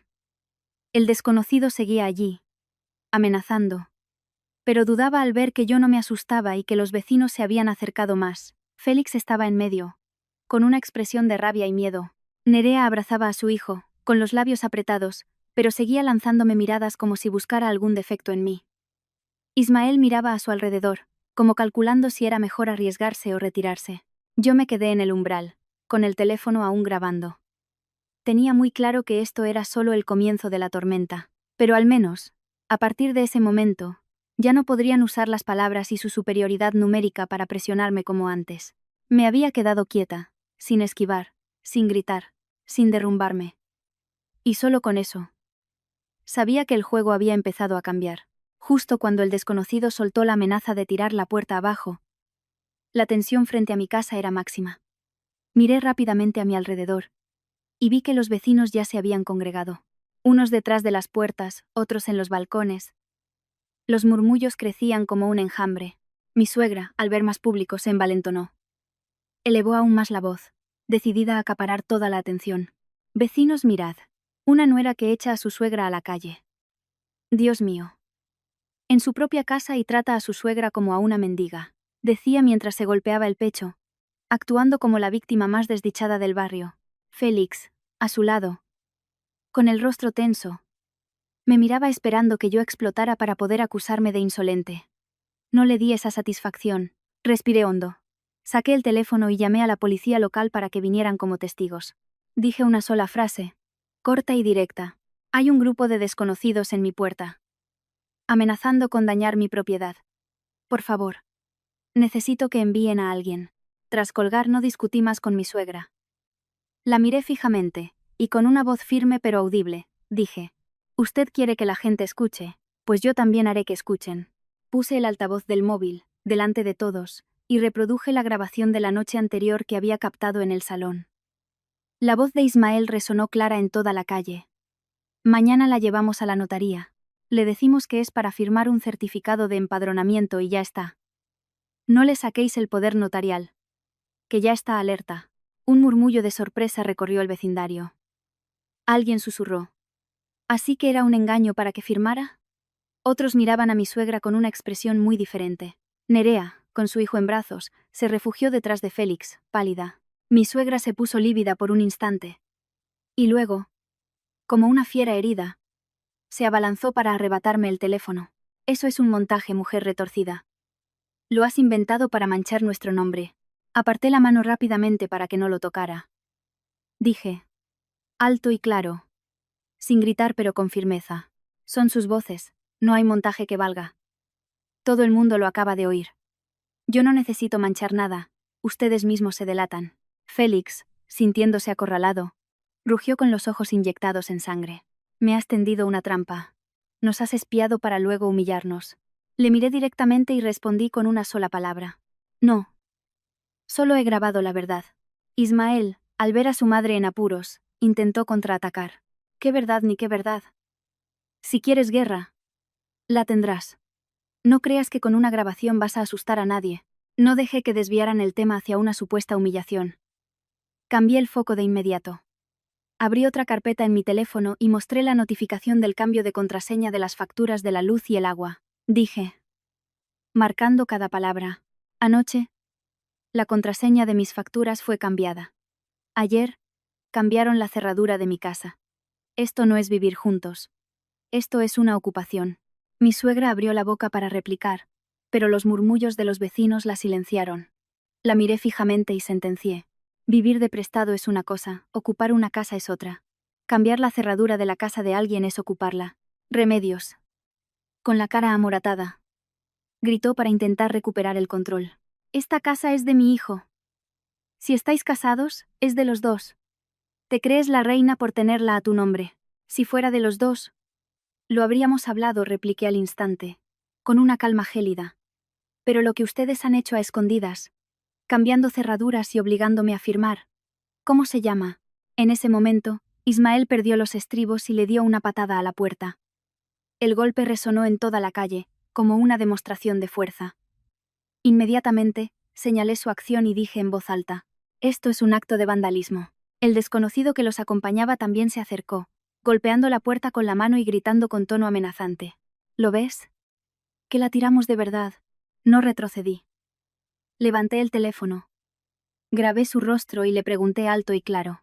¿Y usted quién es? ¿Por qué está aquí? ¿Es familia mía? ¿O de quién? El hombre se quedó paralizado. Y en ese preciso instante, mi vecina Teresa, desde el otro lado de la calle, gritó indignada. Oye, a ese hombre lo vi yo el otro día en la gestoría de la esquina. Aquella frase fue como un mazazo. Los vecinos exclamaron sorprendidos. Alguien murmuró.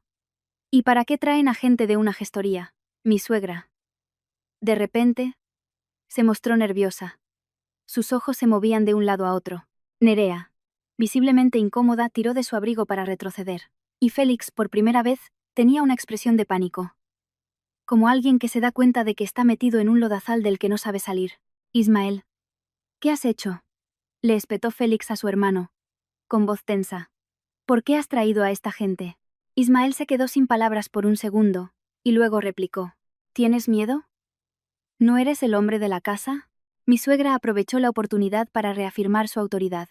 Cállate, Félix. Le gritó. Un hombre tiene que estar del lado de su madre.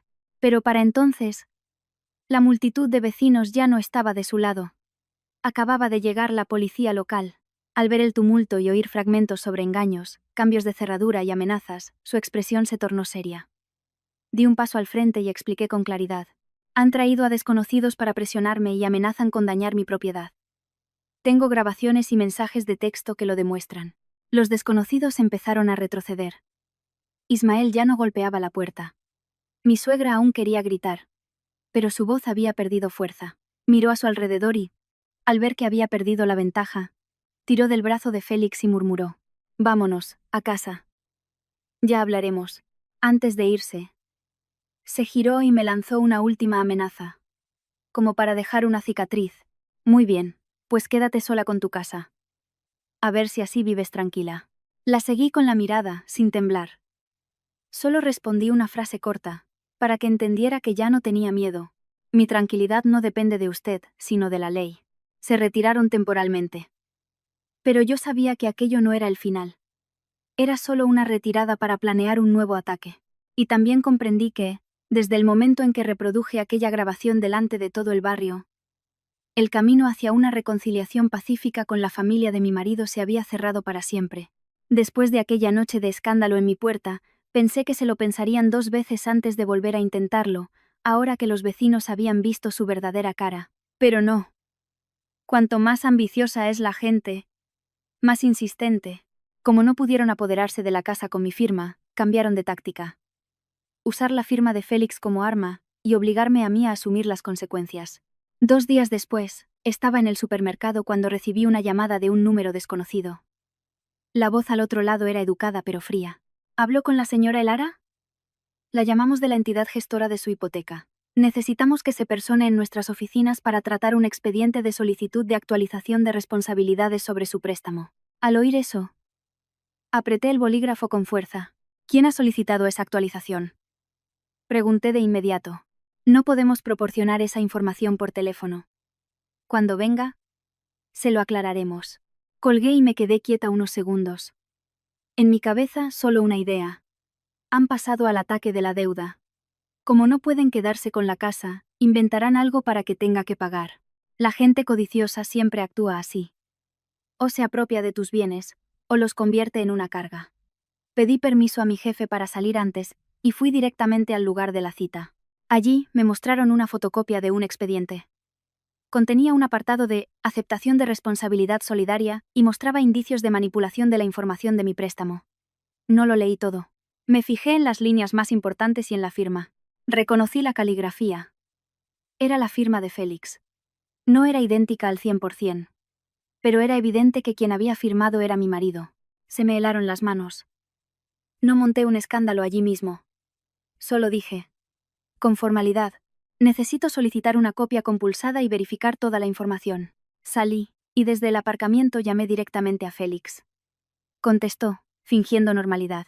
¿Qué pasa ahora, Elara? Le hice una sola pregunta. Sin rodeos. ¿Has firmado algo? Hubo un silencio de unos segundos al otro lado. Y luego lo negó, irritado. Yo no he firmado nada. Solo firmé un papel de empadronamiento para mi hermano. Deja ya de inventarte cosas. Al oír la palabra empadronamiento, sentí un escalofrío. Era exactamente la misma trampa que intentaron en la gestoría. ¿Dónde lo firmaste? ¿Y cuándo?, le pregunté con dureza. Félix respondió atropelladamente. Ese día, mi madre e Ismael me dijeron que firmara para un trámite. Lo firmé para quitármelo de encima. No es para tanto. Solté una risa sarcástica, sin rastro de alegría. No es para tanto. Pero ahora tu firma está en un expediente que manipula mi hipoteca. Ven a casa ahora mismo. Si todavía me consideras tu mujer. Esa noche, Félix volvió. Pero ya no tenía la arrogancia de los días anteriores. Se sentó en el sofá, con la mirada inquieta, retorciéndose las manos. Una persona inocente no se comporta así. No le grité. Le puse delante la copia del documento que me habían dado y señalé la firma. ¿Qué es esto? Félix lo miró y apartó la mano como si quemara. Yo no lo sé. Solo firmé un papel de empadronamiento, dijo en voz baja.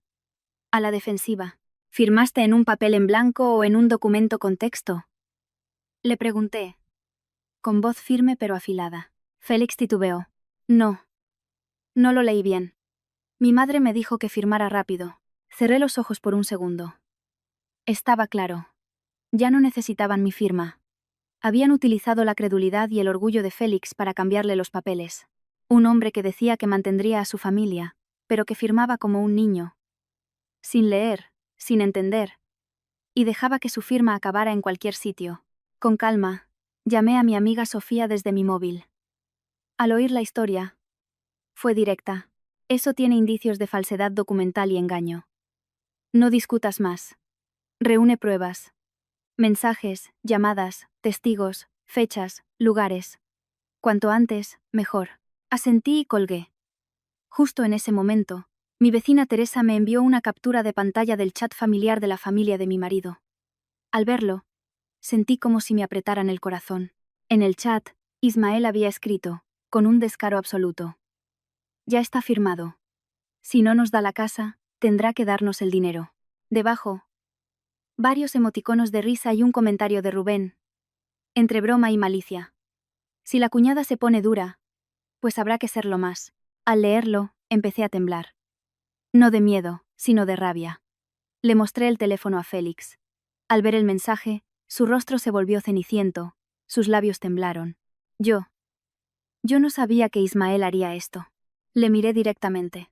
Tú no lo sabías, pero firmaste.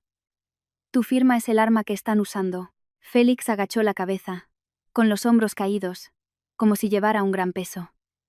Por primera vez, vi a mi marido realmente asustado. Elara, ayúdame, dijo con voz temblorosa. No lo sabía. Pensé que mi madre me pedía un papel normal. No sentí compasión. Tampoco le insulté. Solo le dije la verdad. Fría y clara. Si quieres que te ayude, primero tienes que admitir que tu propia familia te ha utilizado. Si sigues callando o defendiéndolos, no podré ayudar a nadie. Antes de que Félix pudiera responder, sonó mi teléfono. Era mi suegra. Al ver su nombre en la pantalla, sentí un profundo rechazo. Contesté, y puse el altavoz. La voz de Remedios era melosa, pero una dulzura venenosa. Hija, no hagamos esto más grande. Solo tienes que darnos una compensación económica, como para quitarnos el malfario. Y yo haré que los chicos se detengan. ¿Cuánto? Pregunté directamente. No mucho, respondió, como si pidiera un par de euros. Solo el valor de la casa.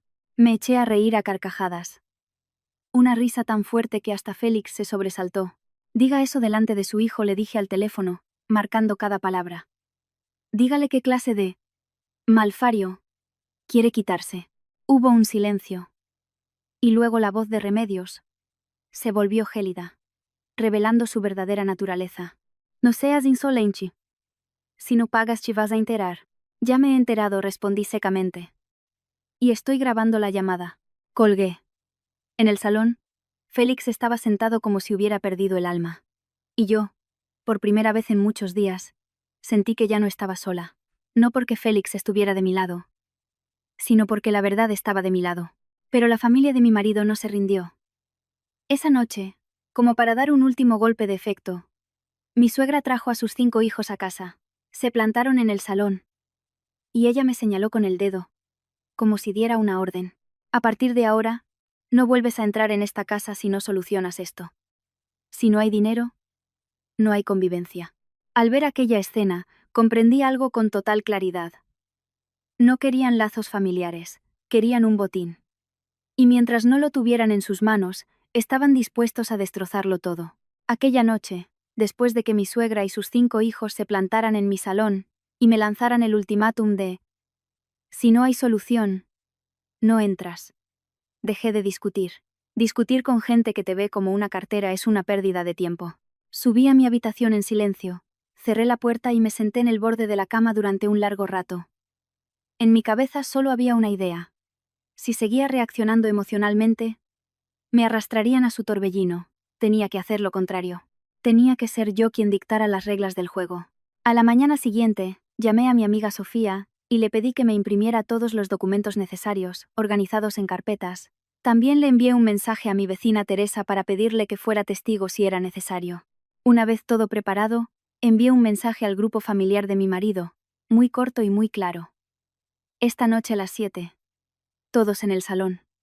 Quien falte, que asuma las consecuencias. No añadí ni una palabra más. Ni explicaciones, ni súplicas. Quería que entendieran que ya no iba a hablar como la cuñada sumisa.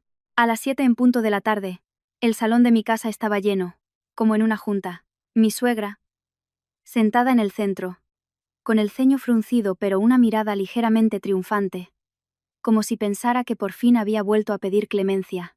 Félix, a su lado, parecía agotado, con ojeras, como alguien que ha sido zarandeado todo el día entre dos bandos.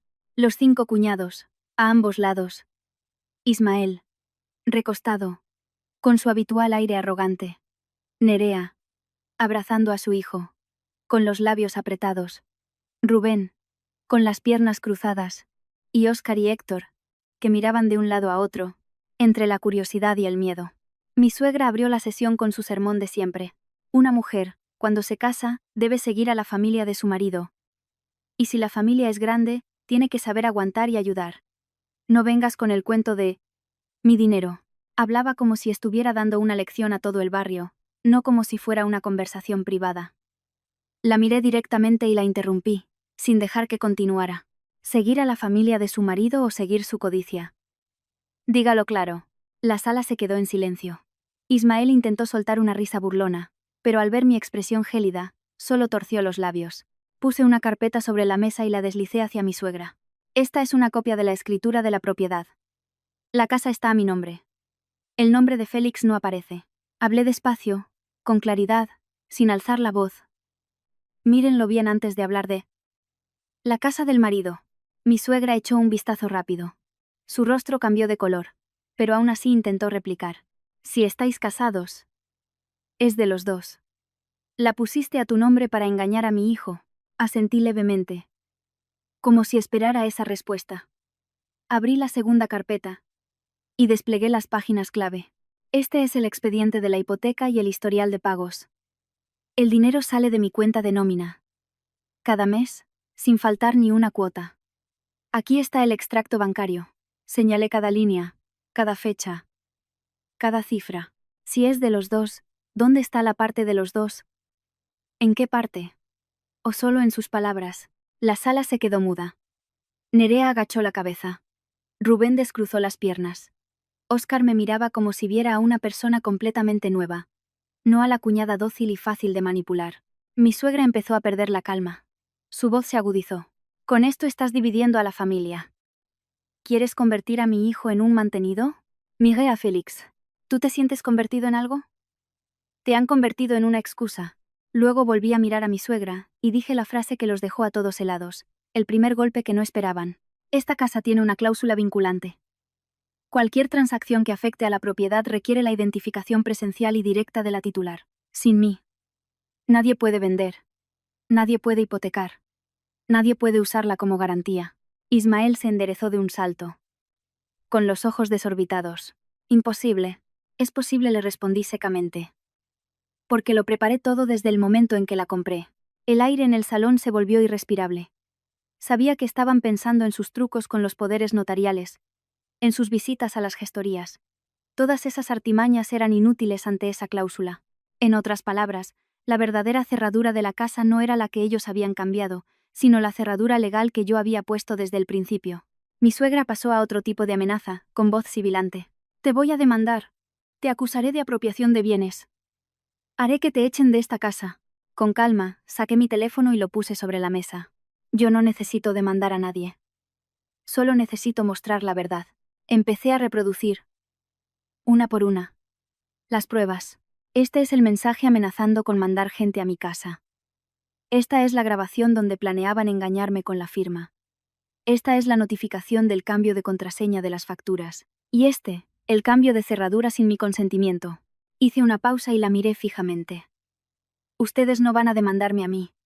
Ustedes se están metiendo en otro tipo de problemas. Remedios abrió la boca, pero no pudo articular una frase completa. Ismael miraba al suelo. Rubén no dejaba de mover los ojos. Nerea abrazaba a su hijo con más fuerza. Y Félix, vi claramente cómo le empezaban a temblar las manos. Y ese fue el momento en que di el golpe de gracia. Saqué de mi bolso un sobre grueso y lo dejé sobre la mesa, entre mi suegra y Félix. Aquí están todas las pruebas del engaño con la firma de Félix. La primera víctima aquí no soy yo, es él. Félix se quedó petrificado. Me miró. ¿Qué? ¿Qué dices? Le miré directamente. Mi voz no era acusadora. Solo exponía una dolorosa verdad. Tu propia familia te ha utilizado como un sello de goma. La sala pareció explotar en silencio. Félix se giró bruscamente hacia su madre, con la voz ahogada. Mamá. ¿De verdad lo hiciste? La miraba como si fuera una extraña. Quizás en ese momento, por fin entendió que yo no estaba exagerando, sino que él era el que había sido utilizado como escudo. Mi suegra no lo admitió. Gritó, con una voz terrible. Cállate. Si un hombre es tonto, es su problema. ¿Quién le manda firmar sin leer? La culpa es suya.